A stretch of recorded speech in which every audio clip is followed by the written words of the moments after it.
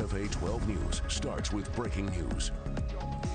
Montgomery Police Chief Jim Grayboys and Mayor Stephen Reed are about to give an update regarding the mass shooting over the weekend. Let's go ahead and take a listen.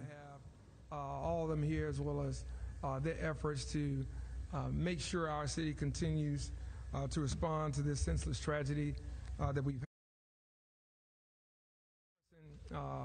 Our prayers to those victims who are still recovering, certainly to the families, those that we've lost, and those who have been injured, and others who are still traumatized by this incident.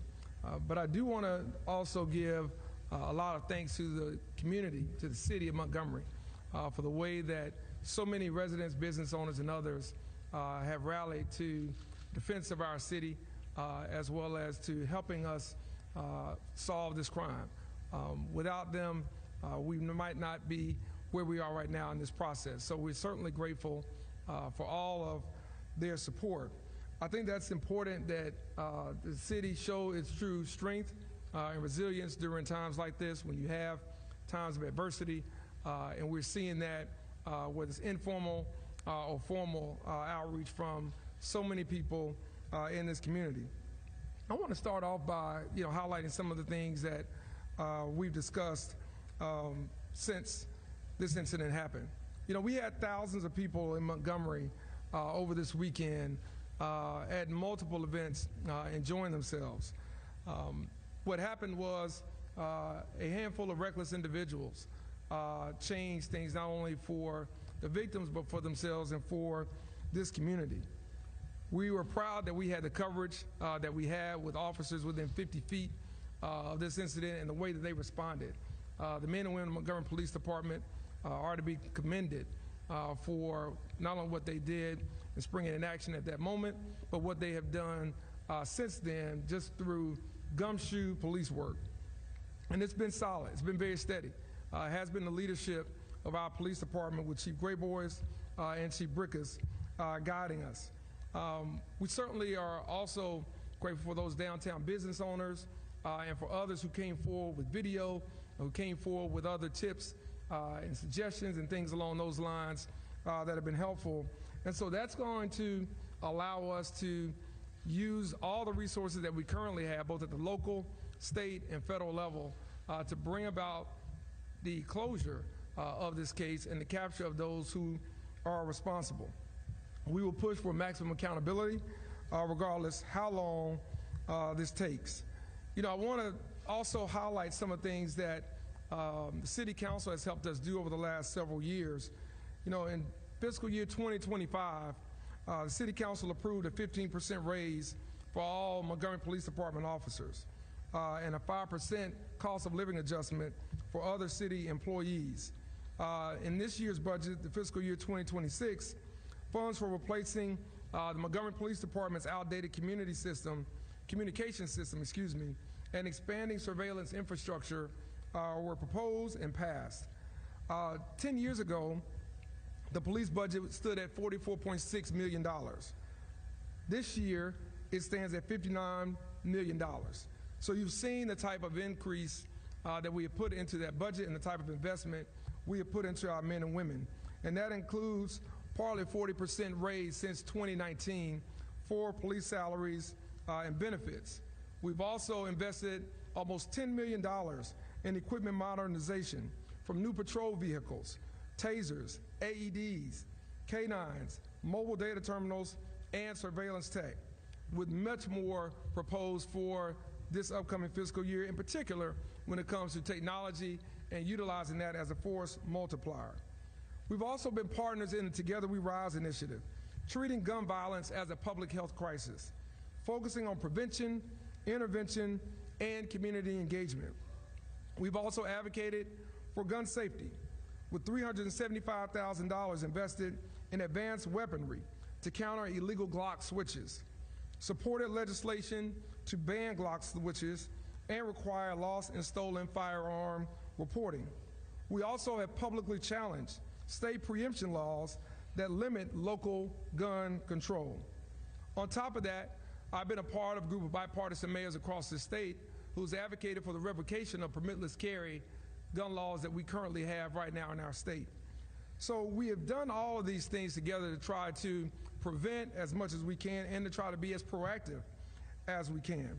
But I want us to keep some of those things in mind because we're always looking for ways to improve. We're always looking for ways to make our city safer, to make our community safer for those that live here, for those that work here, and those that visit our city.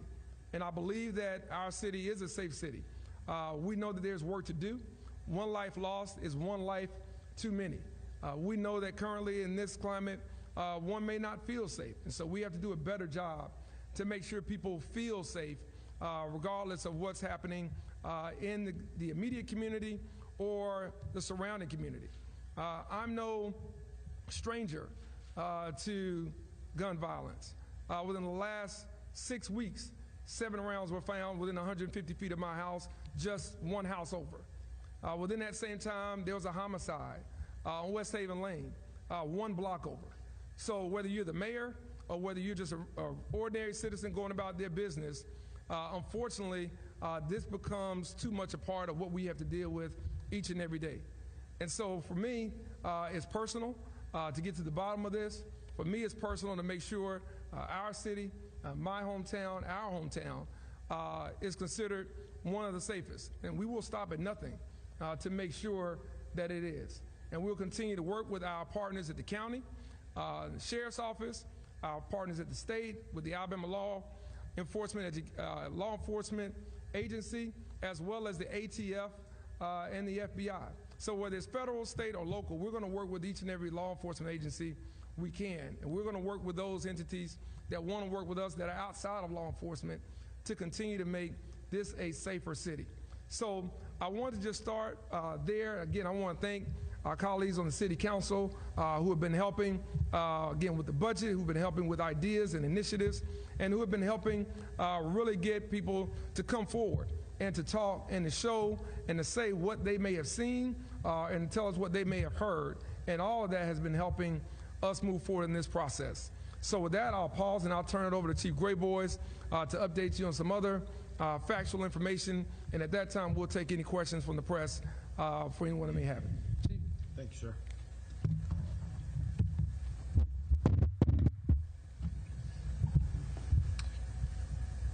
Good afternoon, and thank you for being here today. I want to say thank you to the mayor and his administration, to the city council, to my staff, to Chief Brickus, to my detectives who have been working ceaselessly on this case, along with our partners. One thing I would want to say is we have to pull together because now is the time for unity in our shared purpose in holding the criminals responsible and fixing the damage that they caused. I'm thankful for the citizens that have reached out in support of our agency and the families of the victims. I'm grateful for the citizens who have been calling in tips. You are making a difference. Unity is what we need now because our clear purpose is holding people accountable who are responsible for this crime.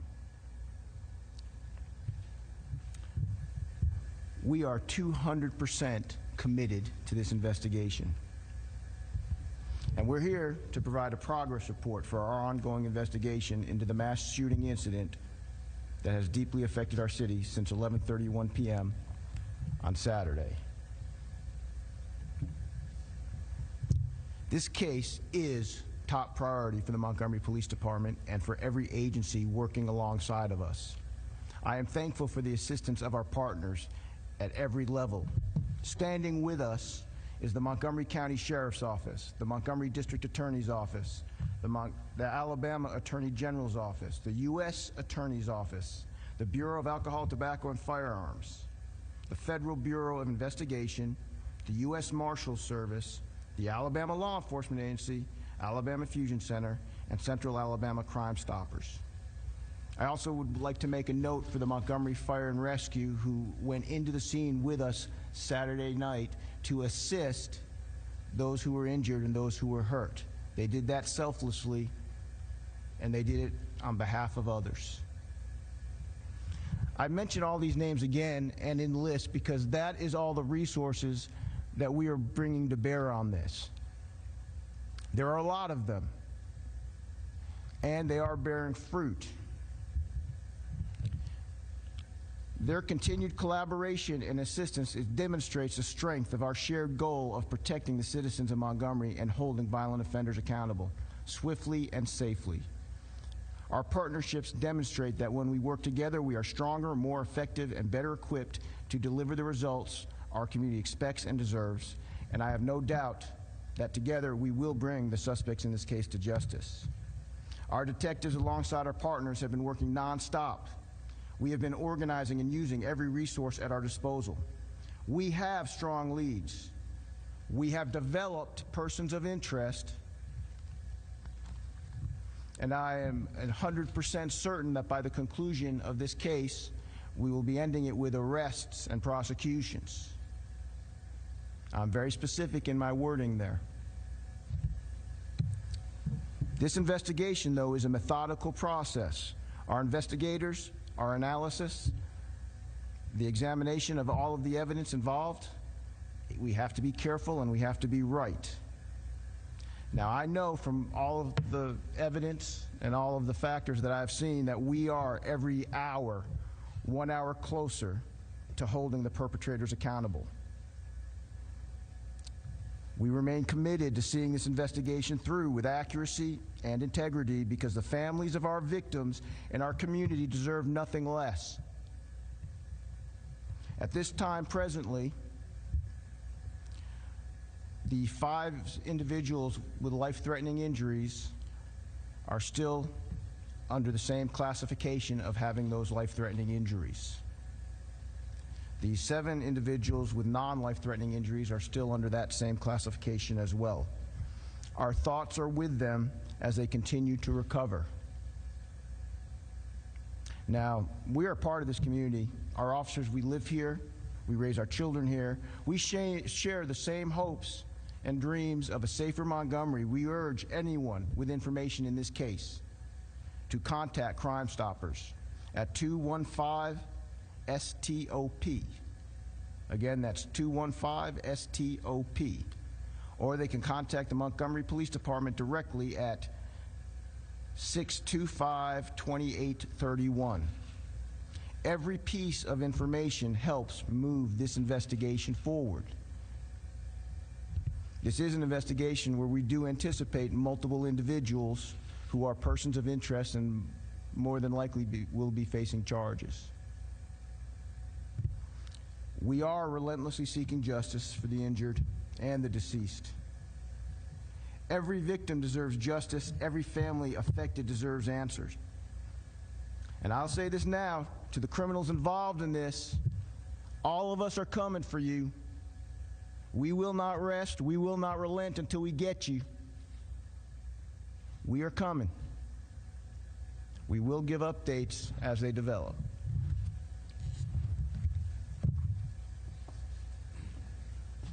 At this time, we'll open it up for any questions we may have from the press.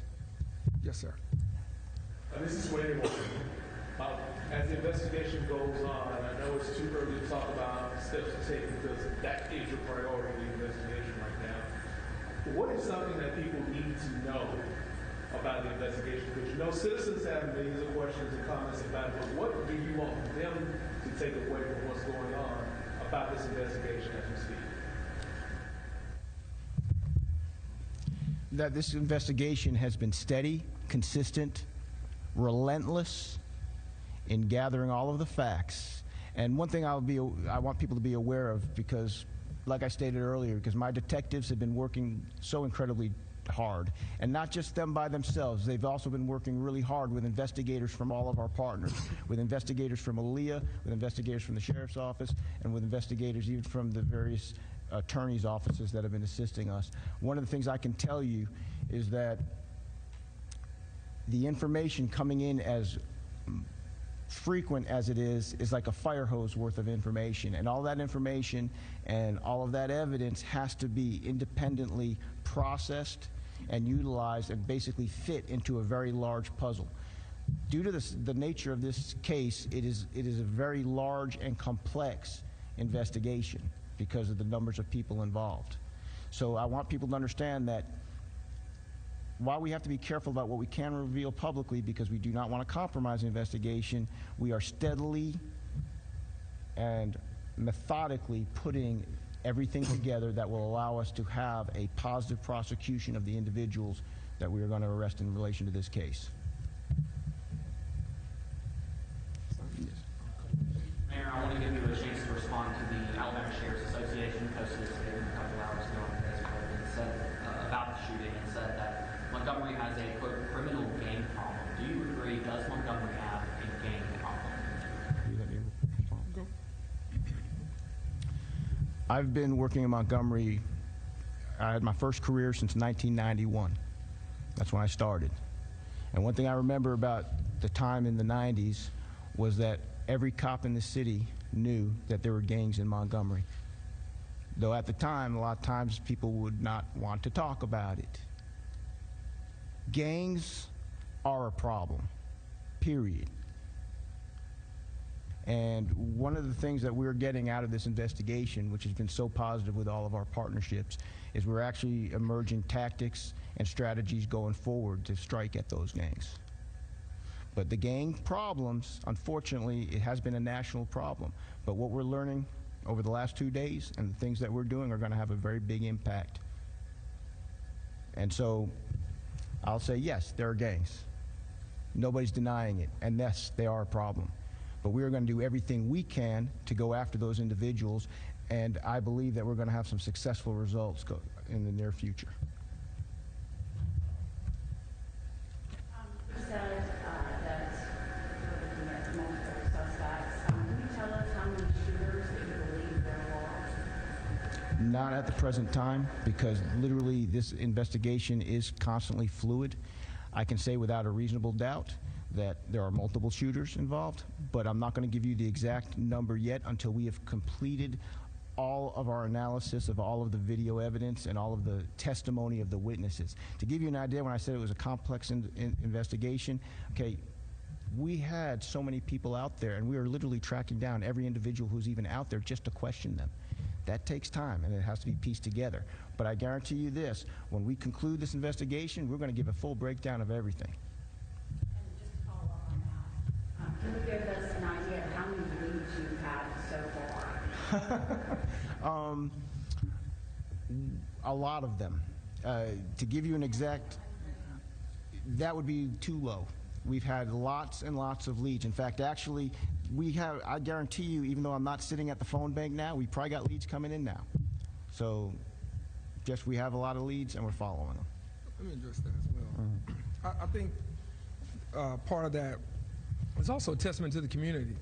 Again, our city council members that are here from the community.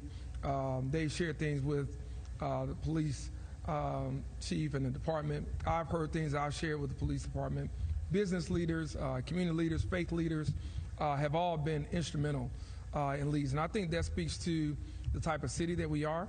I think that speaks to the type of community that we are. It's come across party lines, it's come across racial lines, it's come across income, class lines. Everybody wants to help, everybody wants to solve this issue and wants to see this city be all it can be, and really feels bad for those lives that were lost and those lives that have been forever changed. And I think that's commendable to this community and the city and those that have really been pushing for the best outcome of what is a tragic situation.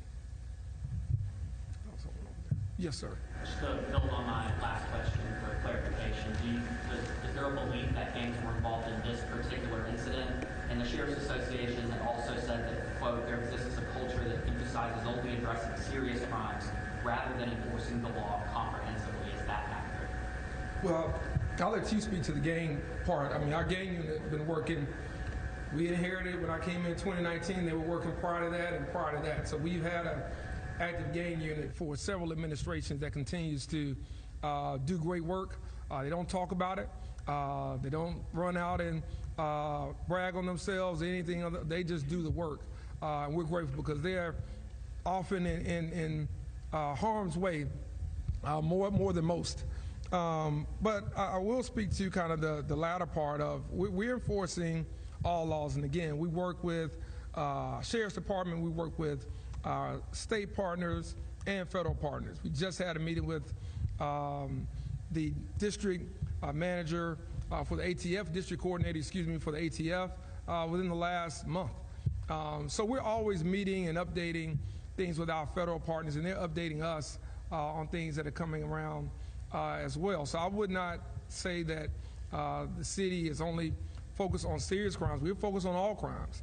And again, I think that is apparent in the overall numbers. What we've got to change, I think from our perspective, is to make sure that we're having more of an impact where those crimes are, and to make sure that as we arrest some of these people, that they stay behind bars, and that they aren't allowed to kind of come in through the turnstile, in and out on a low bail or low cash bond that may be out there. We've got to look at that. That is a problem. Our men and women, Montgomery Police Department, are doing an outstanding job of arresting people. The community is doing a great job in telling us where the problems are. We've got to make sure across government entities that we're doing a better job in keeping them and holding them regardless of what kind of crime it is, and certainly when it comes to violent crime.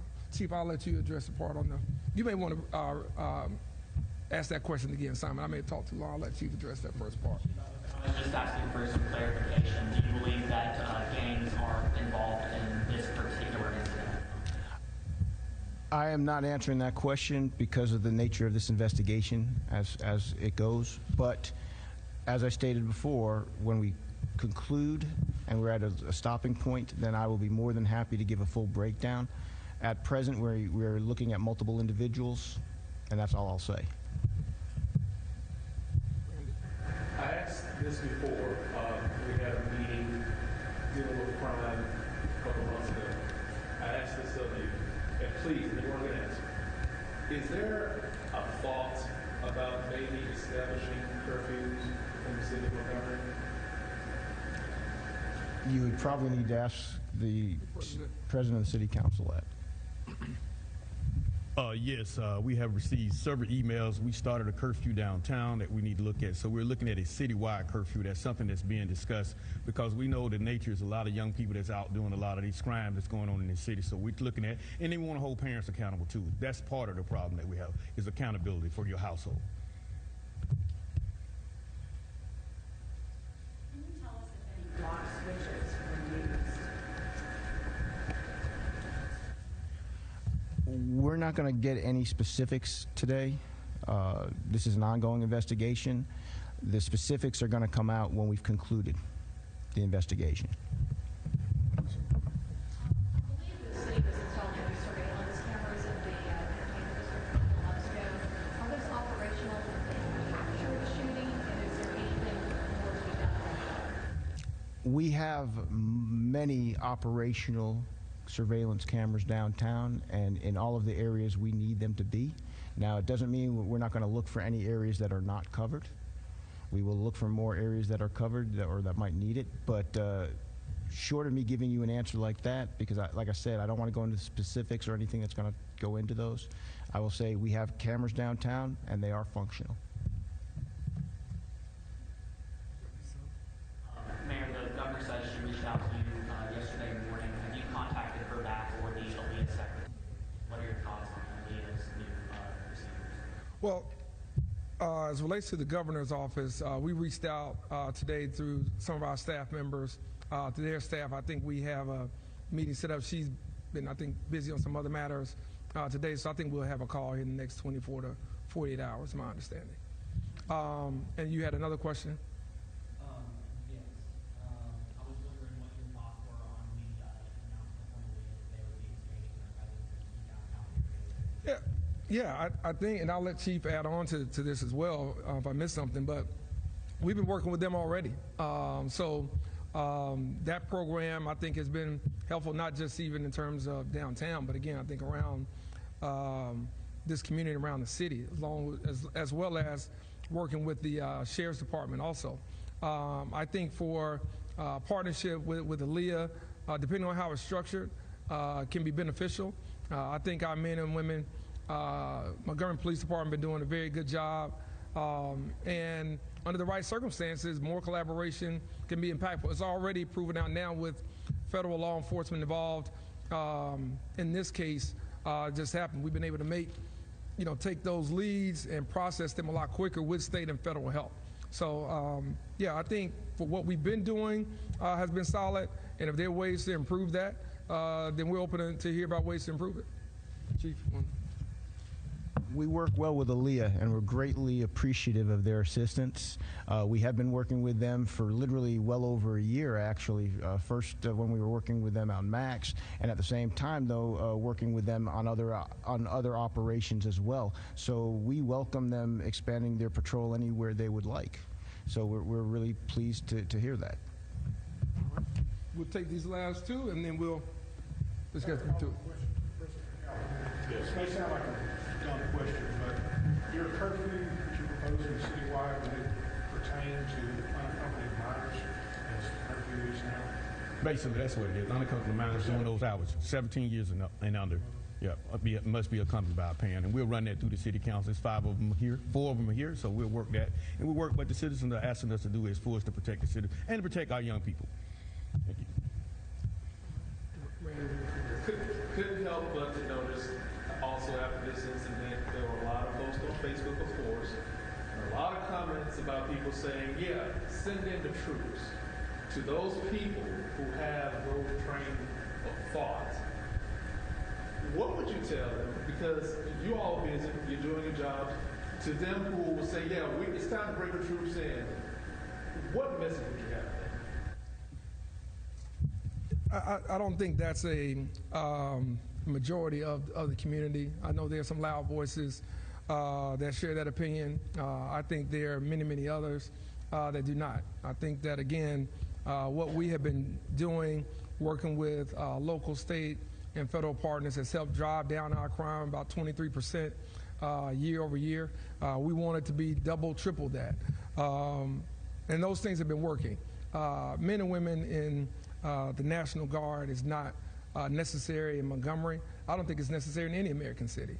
And so I think there are ways to work with local law enforcement and community leaders. And I think there are ways for us to invest in things before we're talking about someone committing a crime. I think there are ways that we can deploy more resources to help people, whether that's mental health, whether that's through education, whether that's through after-school programs and initiatives, whether that's through more funding for workforce development and job skill training. There are a lot of things that lead people into a life of crime. And so to just focus it all on the back end, I don't think is the proper way to address this issue in Montgomery. I don't think it's the proper way to address the issue in any city in Alabama or any city in this country. Yeah. Okay. Because the suspects are still out there, do you believe that there's a current threat to the citizens here in Montgomery, and are there extra patrols that are taking place right now to fix that? We are taking the appropriate actions as we speak and as we're going forward. I won't say further than that, but this case is under investigation and we're doing everything we need. All right. Thanks, everybody. We appreciate y'all coming out. Thanks for all the good work. Mr. President, what's going on? Montgomery's mayor and police chief providing what they call a progress report on this weekend's mass shooting. The chief said there are no suspects under arrest, but they do have persons of interest. He said we are looking at several people. Yes, he did say that they are calling for unity right now, and even though they have several persons of interest and they have strong leads, they're also urging people to still call in information if they know something about this shooting. And they're also commending the business owners in downtown who provided surveillance video that would help with their investigation. And they say every hour they are getting closer to closing this investigation. They said the best way to call in information, if you have it, is dialing 215-STOP. That's the number to Crime Stoppers. 2 people were killed in this mass shooting, 12 others hurt. 5 of those are still fighting for their lives in the hospital. And want to remind you that there is a $50,000 reward for information that leads to an arrest.